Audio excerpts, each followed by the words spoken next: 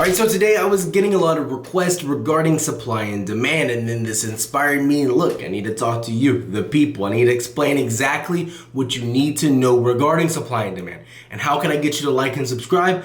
I could explain it to you in under 10 minutes. So we're gonna get the nitty gritty, everything in between, and what you need to be ignoring. Let's get to it.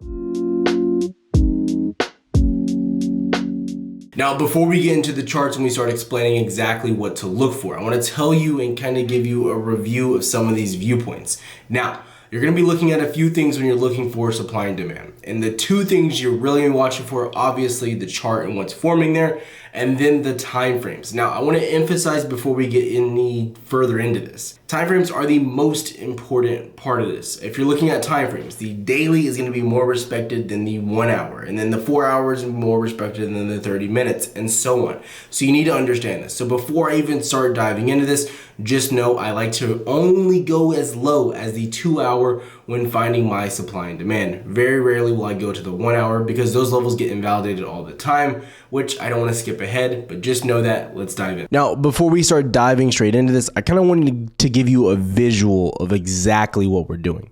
Understanding supply and demand, because this is really what's happening. As price increases, supply rises while the demand declines.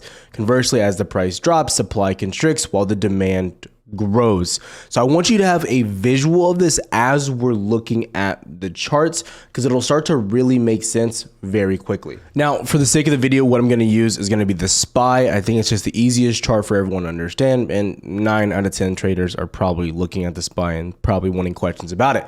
So when we're looking at the SPY, what are we looking for? I'm going to give you a simple rule here. When you're looking online, you're looking at everyone in general talking about supply and demand. It's really just them drawing random boxes on repeat. They have no rhyme or reason. They don't tell you why. They're just throwing these all around. We're just like, oh, this is a demand right down here. We have a supply up here. This makes sense. They're getting wigged through. No logic. Now, what we need to talk about and something you need to look for, it's called the 3-bar rule. And once I learned this, I'm not even gonna lie, shout out J Ream, this kind of changed the game because it really starts to help you identify what you're looking for. So for instance, whatever time frame you're in, you're looking for at least 3 bars in that range in order to validate a sort of supply or demand. Because I want you to think about it. How can you have a supply or demand zone if there's not a period of buyers there to prove that case? For instance, if we push up really quickly to 431, is this really a supply zone up here? We have no history of buyers proving to buy there. However, we can come back here and we can identify that at 415 roughly down to 409, this was clearly a supply zone because we range traded here and there was an immense amount of volume traded at this time. That reason being, you can identify right here, we came back and we were, consolidating in this range and then eventually broke, mounted, and pushed back higher. Now, if I'm looking at the chart right now, exactly what I would be looking for and was looking for was basically the top of this wick and then going to the nearest body of that 3 candles. This would have been my overall supply zone. Now you can see when you get to higher time frames, these levels definitely get larger. For instance, here on the 4 hour, this is a larger zone from 399 up to almost 406. But you can see that this was respected, rejected, came down, came back into, rejected, eventually pushed up, and now this level has been invalidated, which we'll get into here in a little bit. But you can still see we're trying to push up higher. Okay, now this right here does not represent the supply zone. You have to understand this. This is not supply. This is just where we push through. This validates that level, and this is going to be a bulk of where we get that rejection. Now, is this still important? Yes, we have key levels and we've gone over all that, and this is kind of something you add into the mix, but this is where you get your quick trades, and that's what I'm trying to push, is so people can understand how to trade this very quickly. Now, if I'm also looking at this, and what I would be looking for at this level for an overall supply zone was as we were pushing up into this range, right? Now, this level, we would take it off. We wouldn't be looking at it anymore, but I'm trying to give you a visual. So as we broke out of this range down here, what I would have been looking for is a new supply or new demand zone down here to validate my overall where we're going to bounce at. Now we can see we have no candles here. We have a gap down. This is very illiquid, this whole range. So what would this have told me? This is why I was bullish going into the next days, because we were very illiquid in this range. So as we started to break through this, it was very easy for us to cut through this range like butter. Now, when we get back into this, you can start seeing now we start to get candles to where we can form an overall demand. So when we look at this, in my opinion, once again, our demand has to be right about here. That body from right there down to the wick right there. And you can see we held this range, validating this, and we continue to range up and down. Now, again, you're going to see there's not very much space in between these ranges. And that's when you have to do a little bit of digging and doing a little bit of work to get down to the nitty gritty. And again, I hate the 1 hour. I really do. But sometimes you got to bring it down here to get more information and to overall just get better trades. And you can see in this case, you were respected here. And then you can also dig in a little bit deeper and say, okay, well, this is my 4 hour, but I can also narrow it down a little bit more to say, well, this is the actual top of that range to which is going to be the hardest to get through. We can see a little bit of this is more, liquid. We, cut through this a little bit easier, and you can see it was a little bit easier to get through. We invalidated that range a little bit quicker. And then we got to this, got rejected. We sat here for a little bit and then eventually pushed through, and now we're mounting that level.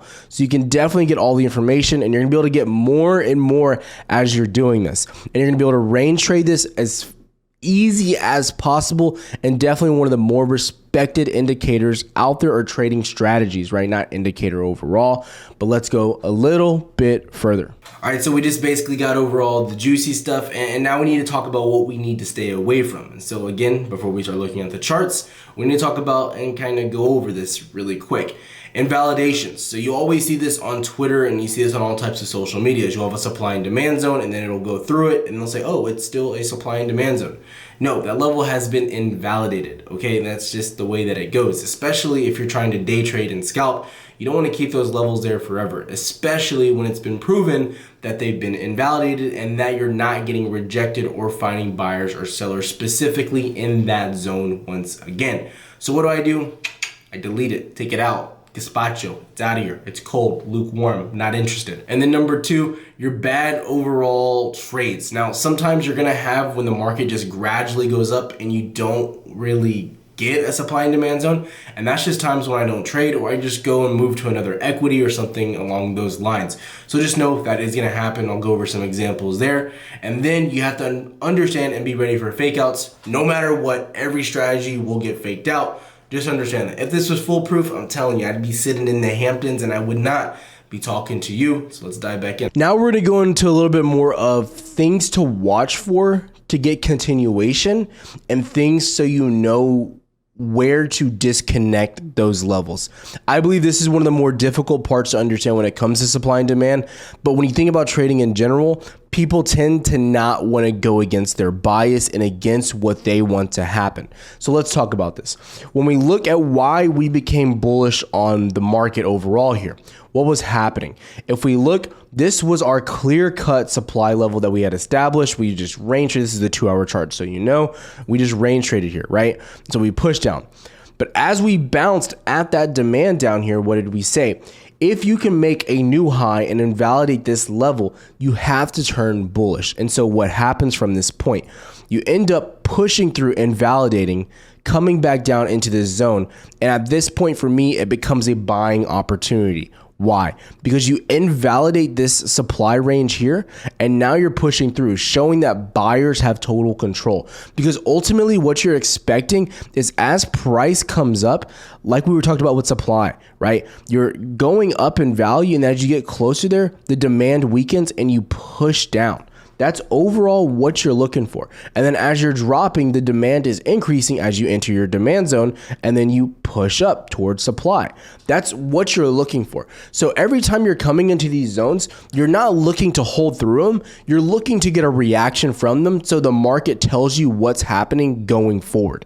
And so when we look at this, we get a clear-cut answer, is that at this point, Sellers are not in control. They did not show up whatsoever. You push back down, yes, but buyers are the ones showing all the strength overall. And you can get more and more visuals of this using volume, and that's really going to tie a lot of this together. But today we're not going to cover volume, and that's going to be in a later video. But that's where you get a lot of these answers, is showing who's really in control of the market. And that's why supply and demand is so important, because you're not going to get this information from the MACD or the RSI. You're only going to get this from the chart and the underlying buyers and sellers on the market. And this is showing you what's happened. And you can see we just started grinding once again. And so that's why as we go into, Friday here, we can see what's happening, a very similar circumstance. We see this was our range here. We get back above it. This was the big level from the 4-hour we've been watching for. We get above. Now we're mounting. This tells me right now buyers are still in control. Yeah, you saw some sellers at the end of the day,